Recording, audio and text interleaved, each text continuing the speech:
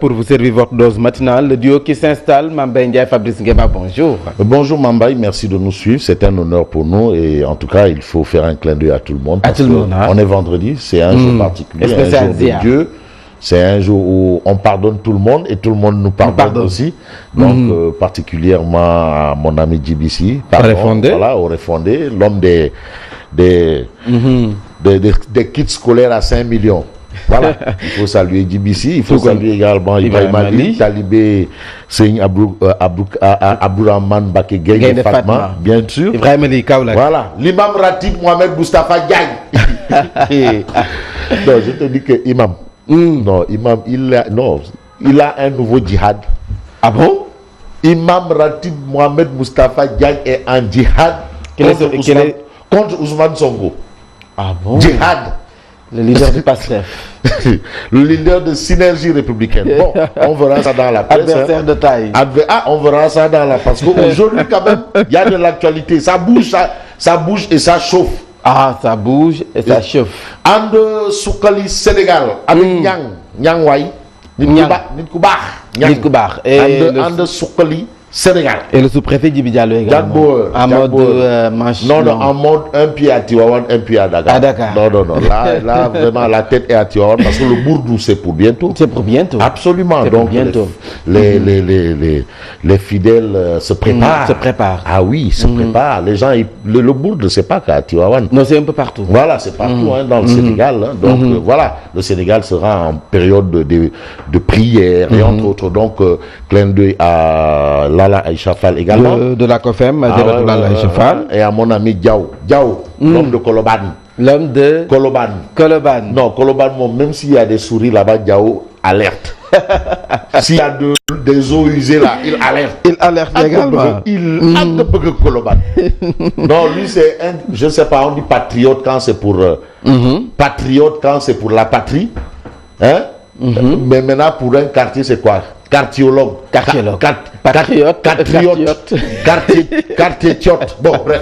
En tout cas, il aime sa localité. Il faut aimer sa localité, aimer son pays, aimer ses concitoyens, aimer tout le monde. Donc, c'est important. Il faut être patriote. Voilà. Et quand on aime, on parle des réalités. Des réalités, voilà. C'est ça. D'où le sens du patriotisme. Voilà, ils nous écoutent également ou ils nous suivent via Saint TV, l'officiel. Vous avez le bonjour de Modou Amadou Ndoye. Qui dit Fabrice Nguema me tue avec le Boulko Djigé. Ah ouais? Non, mais il a raison. Parce que là, tu as vu au sein de l'APR, troisième mandat, Karim. Boulko Djigé.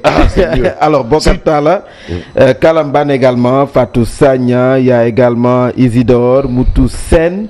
Alors, ils sont nombreux à nous suivre. Non, tôt le matin.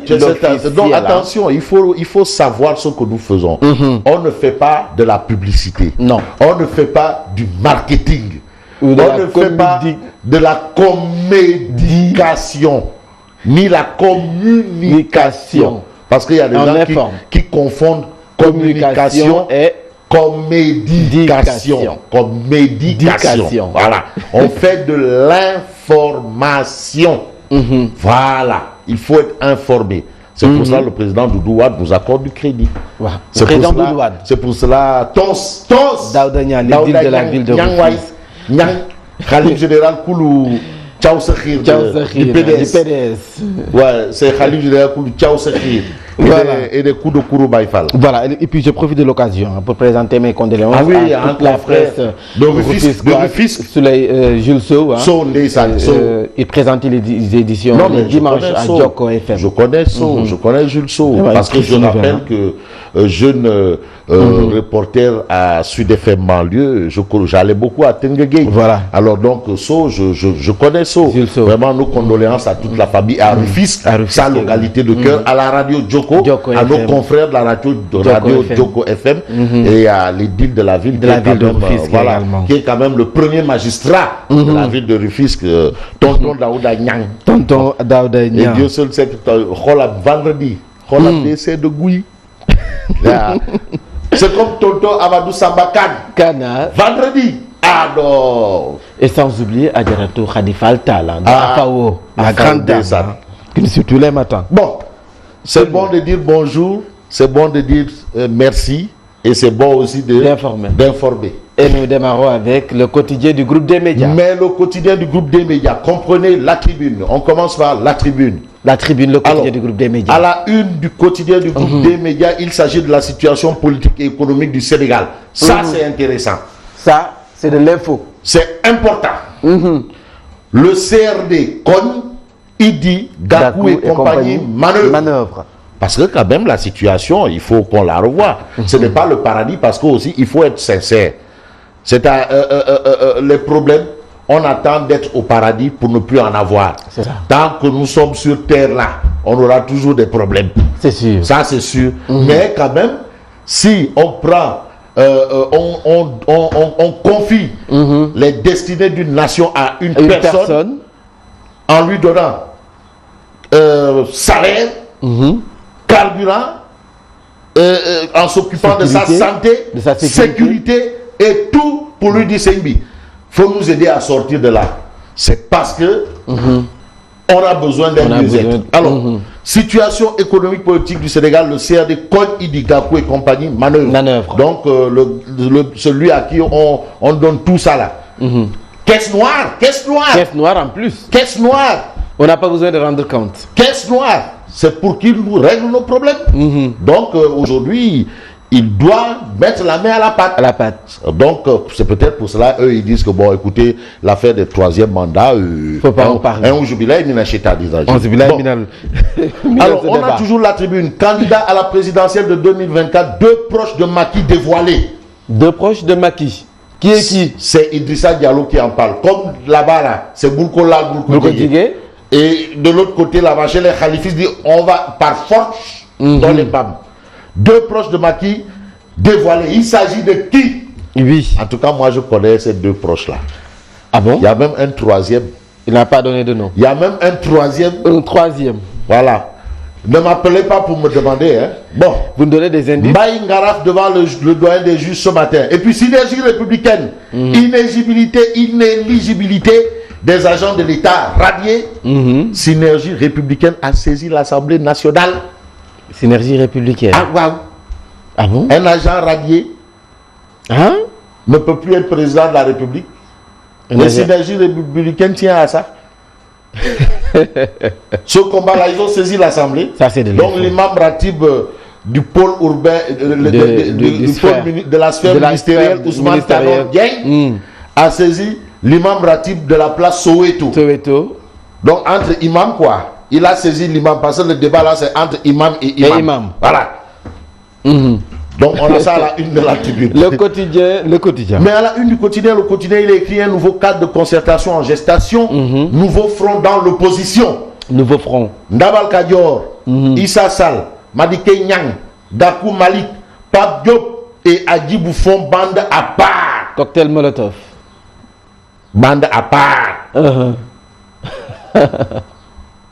Pour faire face à qui? Macky Sall, Abdoulaye Wade. Bon, bref. Ibrahim Adem sur l'affaire des 94 milliards révèle l'implication de Sonko me gêne. C'est un juge. Juge Dem. Ouais. Quelqu'un qui a quand même été dans le domaine, qui est un praticien du droit. L'implication de Sonko me gêne. C'est gênant. Après le repentir de la veuve de Béthio, le calife accepte les excuses de Aïda Diallo. C'est-à-dire Mac Mom des bottes. C'est ce qu'on appelle le sage. Le sage épicurien. Le sage épicurien. Il veut un peu d'eau pour boire un peu de pain, pour manger et un peu de paille pour dormir. Le sage épicurien. C'est ça. Voilà. Alors, 24 heures. Mais 24 heures parle de rencontre hier entre Pape Diop, Cheikh Adjibou Soumaré, Idrissa Seck, Madické Niang, Elhadji Issa Sall et Malick Gakou. Le dur désir de survivre. Madame, ceux-là, ils sont plus proches, ils sont plus ndemsial que le reste. En fait, c'est ce que ils ne sont plus ils sont plus proches de Djilimbaye et de Saint-Lazare. Politiquement parlant. La précision Politiquement parlant. Alors, enquête quotidienne, titre couplage des locales et des législatives en 2022. Les calculs de Macky. Les calculs 2022, couplage de législatives, et des locales. Des locales. Wow. En 2022. 2022. Couplé. Des Chandem si à le Tanor. Il disait couplage, s'accouplage, découplage, s'accouplage.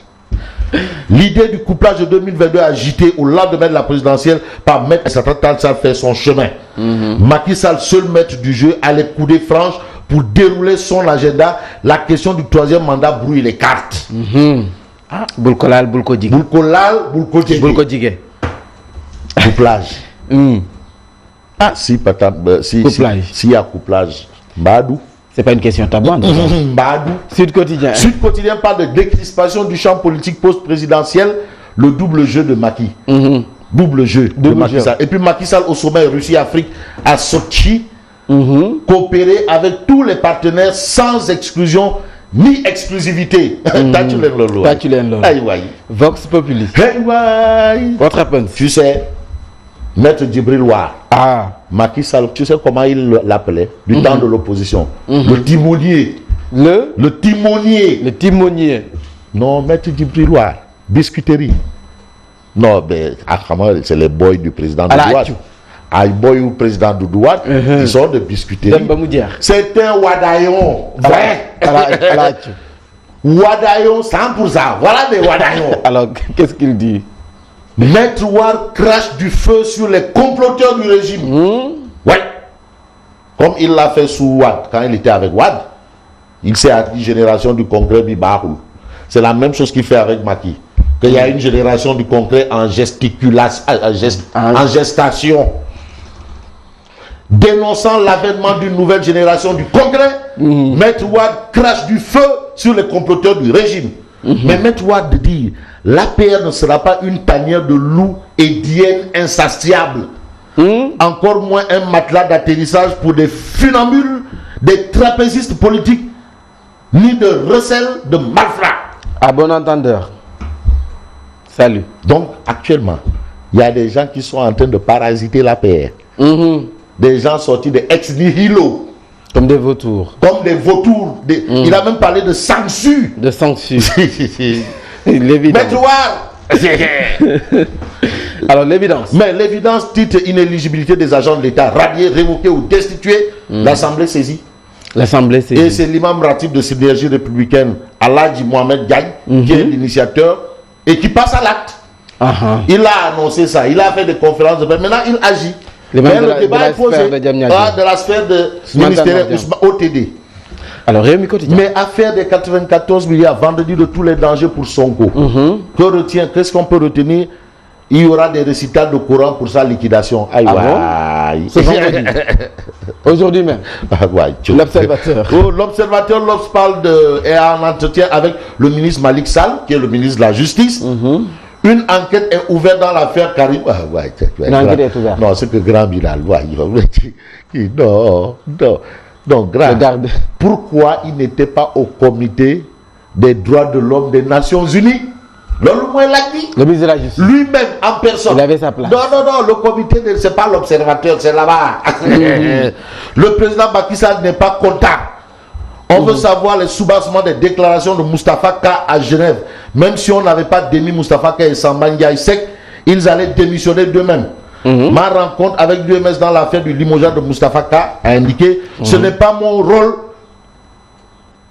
discuter du troisième mandat. Boulkodjigé. Alors 500 détenus seront transférés la semaine prochaine dans la nouvelle prison de Sébikotane. C'est ce qu'a soutenu le ministre de la Justice. Libération. Mais Libération titre Abdoulaye Aminata Diack, guerre autour de 100 millions. Sommet de payer dans l'immédiat 50 millions de francs CFA à son ancienne épouse. Dans l'arrêt des poursuites, l'ancien PM a introduit un nouveau référé. Les deux parties se retrouvent encore devant le tribunal ce 28 octobre. Et puis accès universel à l'électricité. Le Sénégal sur de bons rails. Ça, c'est une bonne nouvelle. Le Sénégal sur de bons rails. Comme le ministre de l'énergie, la Macky, a dit que lui, il comprend trop vite et trop bien. Trop bien. À la vitesse de la lumière. Voilà. Dès que tu dis, avant de dire, il a compris. Martar Cissé. Cissé. Alors, l'As quotidien. Mais l'As quotidien, pour terminer, manque de soutien, rejet, abandon du conjoint, confession poignante des femmes atteintes du cancer du sein. Octobre Rose oblige. Octobre Rose oblige. Et puis, délinquants juvéniles au Sénégal, plus de 6 000 enfants font l'objet d'une éducation surveillée. Plus de 6 000 enfants. éducation surveillée. Bref. Alors, merci, bon week-end. Bon week-end. Et clin d'œil à tout le monde. Hein. À tout le monde. Mais Mambaye demande... Ah, Odia!